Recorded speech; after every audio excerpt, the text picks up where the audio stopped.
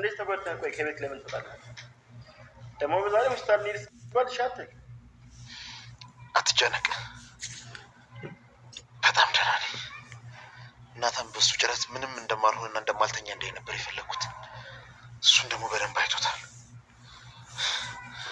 ግን ታውቃለህ በጣም ጎበዝ አስመሳይ ነው። ምንም እኮ እንደማያውቅ ነው የሆነው።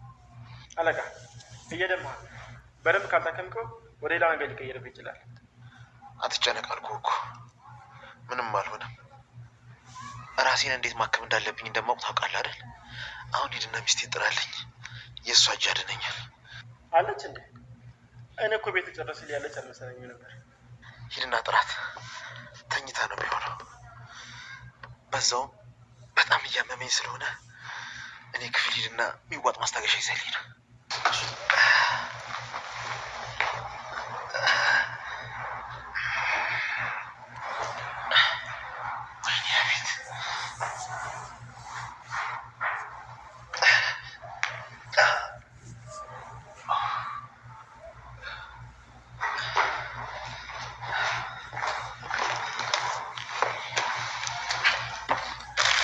አለቃ ቤት ውስጥ ተሰባብቶ ነው ያየው፣ ግን ማንም የለም። ማንም የለም? ኤፍራታ የለችም? ፈለኩ፣ ተዛዛሩ፣ ተጣራው፣ ግን ማንም የለም። በጣም ጥሩ።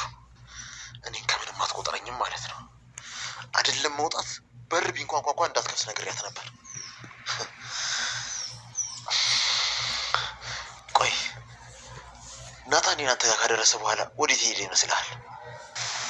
እኔ እንጃ፣ ግን ኤፍራታን ሊያገኛት ሄዳ አይመስለኝም። አለቃ የሆነ ነገር እያሰብኩ ነበር። መናገር ትችላለህ? ማስታገሻ ውስጠኝና መቀጠል ትችላለህ። አለቃ ናታን እንዳለው እሱ ያላደረገው ቢሆንስ?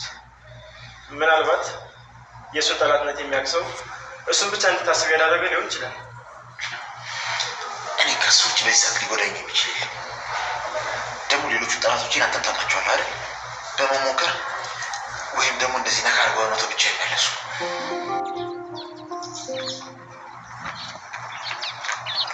እናልሽ ልክ ብሎ መሀል ላይ ወይ ሲታይ ምን አባት ዘራል እንደዚህ ነው ያነሱታልሽ። በቃ